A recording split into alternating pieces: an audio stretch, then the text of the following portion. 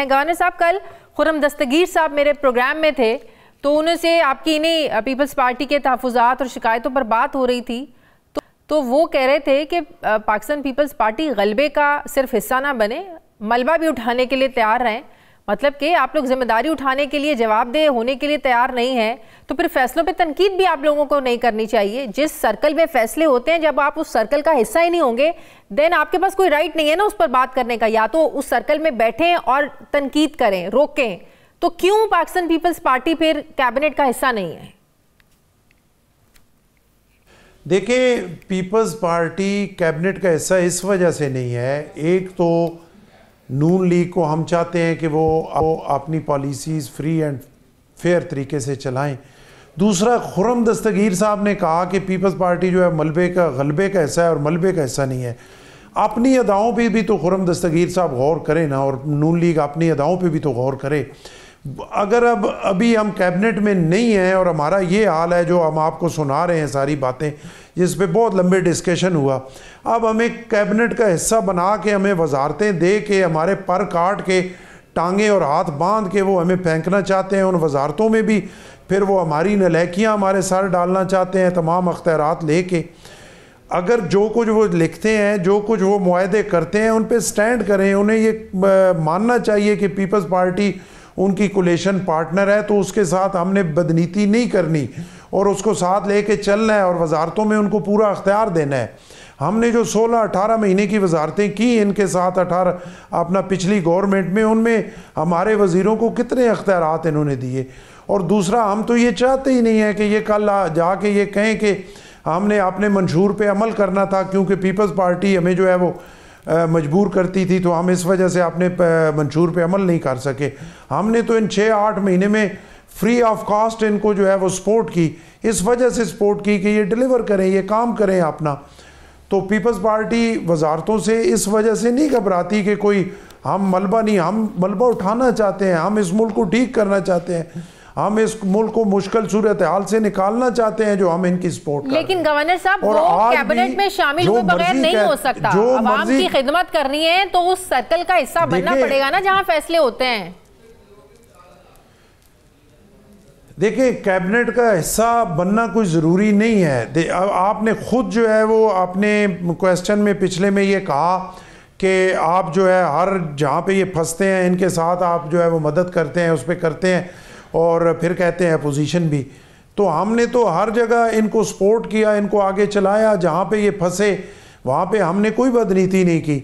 अगर हम कैबिनेट में होते तब भी यही कुछ होता, कैबिनेट में नहीं है तब भी हमारे कोलो फेल में इत्तेजाद नहीं है। लेकिन हम अगर कैबिनेट में होंगे तो हमें ये ख़तरा है कि जिस तरह अभी ये हमारे साथ सलूक कर रहे हैं, जो हमारे कबीना के वज़ीर होंगे उनके साथ भी ये सलूक किया जाएगा। और फिर जो है वो आखिर में हम अपने हिस्से का मलबा उठाने के लिए तैयार हैं, लेकिन सारा मलबा अपने ऊपर डालने के लिए तैयार नहीं है।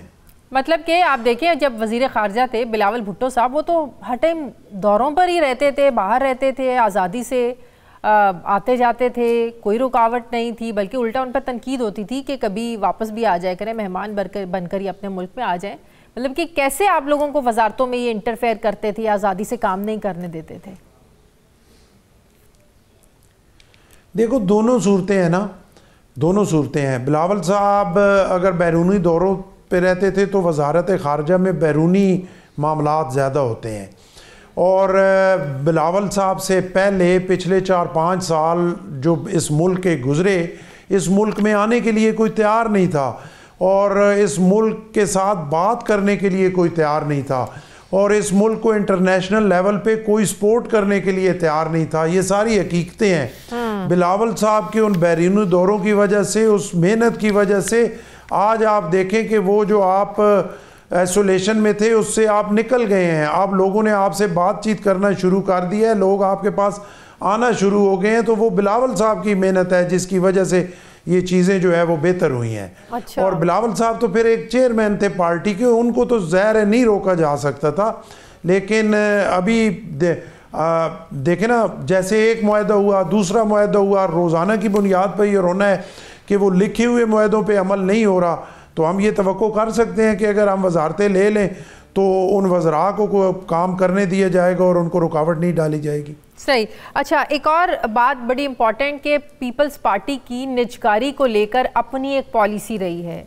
अभी पिछले कुछ अरसे से हम शोर सुन रहे हैं पीआई की निजकारी करते वक्त प्राइवेटाइजेशन का जो एक सारा प्रोसेस हुआ, जो बोली लगी, वो तमाशा पूरी दुनिया ने देखा। वो तमाशा जब पीटीवी पर चला तो पूरी दुनिया ने देखा। तो अब फिर उसके बाद फिर कहा गया कि नवाज शरीफ साहब ने कहा कि मेरी बेटी जो मरियम है, उन्होंने कहा है कि ऐसा नहीं हो सकता कि हम ख़रीद लें, हम चला लें, हम ये कर लें, हम वो कर लें। तो पाकिस्तान पीपल्स पार्टी की क्या स्ट्रैटेजी है इसको लेकर, क्योंकि ये तो IMF की शराइत में भी शामिल है ना कि निजकारी तो करनी है, जो इदारे खसारे में चल रहे हैं, मुल्क इसका बोझ नहीं उठा सकता। तो ऐसे कैसे हो सकता है कि सरकार में होते हुए चले ना और आप कहेंगे प्राइवेट हम ले लेंगे तो चल जाएगा? नहीं, बात आपकी बिल्कुल ठीक है। देखिए, सच्ची बात यह है कि किसी का नाम तो नहीं लेना चाहिए, लेकिन जो भी गवर्नमेंट्स में लोग आए, पिछले साबका भी और अभी भी, उनकी अपनी एयरलाइंस हों तो वो चलती हैं, वो मुनाफे में चलती हैं। छोटी छोटी एयरलाइंस होती हैं, 2-2 4-4 जहाज़ होते हैं। इतनी बड़ी एयरलाइन हो, उनको उसी का मिनिस्टर बना दिया जाए तो खसारा बढ़ जाता है।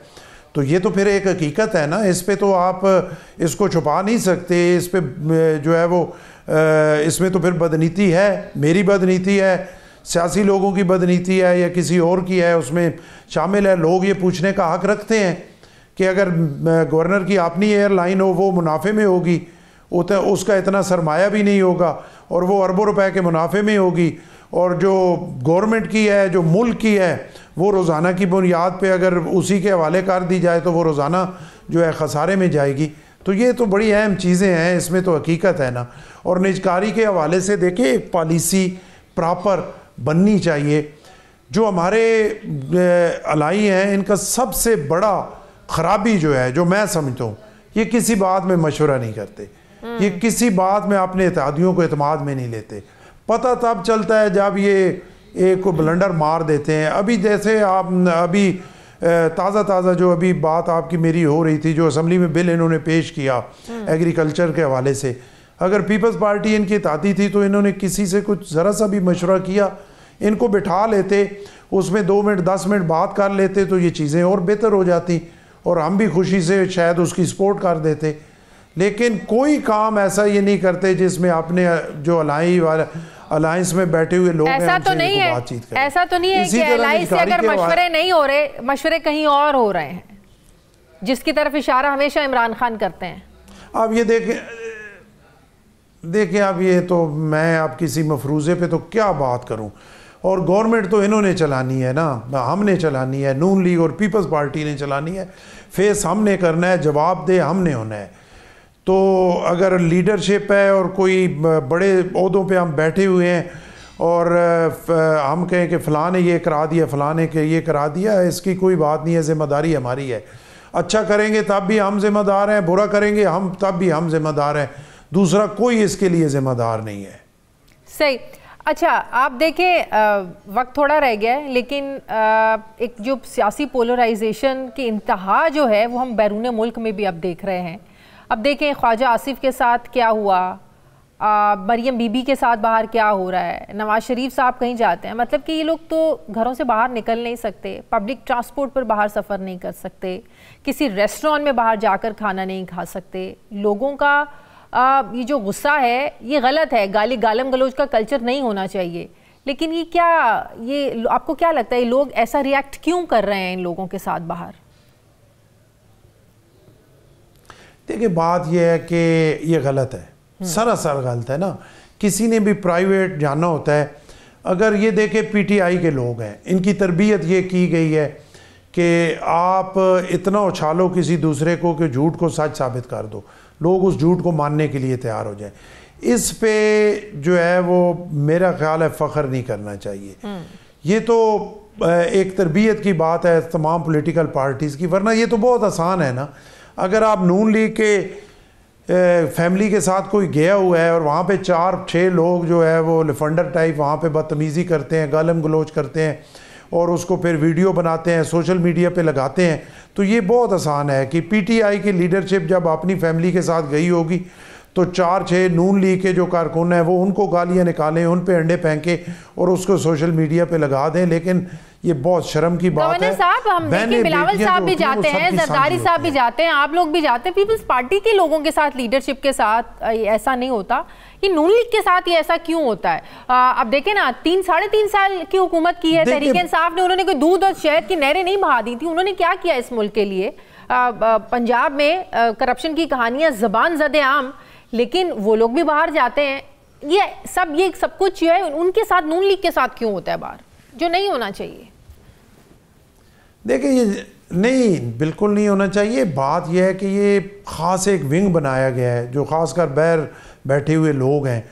हमें तो कोई किसी किस्म की परेशानी नहीं होती पीपल्स पार्टी के लोगों को, लेकिन नून लीग के साथ ये जो किया जाता है फिर भी गलत है, नहीं होना चाहिए। देखें, आप का इख्तलाफ राय है, एक हद के अंदर रह के आप ज़रूर करें और एक म्यारी तरीके से अपनी जो बात है वो ज़रूर करें, लेकिन हद से गिर कर आप जो सोशल मीडिया पे हम देखते हैं जो एक दूसरे को ये गालियां देते हैं, अपना औरतों के बारे में जो अल्फाज इस्तेमाल करते हैं, ईमानदारी से शर्म से डूब मरने का मकाम है। उस पर मैं इस पोजीशन में ही नहीं हूँ कि मैं तबसरा करूँ। मैं क्या तबसरा करूँ कि वो ठीक हो रहा है, वो गलत हो रहा है, वो क्या हो रहा है? ये तो सारी जो हमारी रवायात हैं उनको ख़त्म कर दिया गया है, हमारे माशरे को बर्बादी की तरफ ले जाया गया है और ये नहीं होना चाहिए, किसी के साथ भी नहीं होना चाहिए। नून लीग ने अगर बहुत बड़ी ज़्यादतियाँ भी कर दी हैं तो फिर भी नहीं होना चाहिए।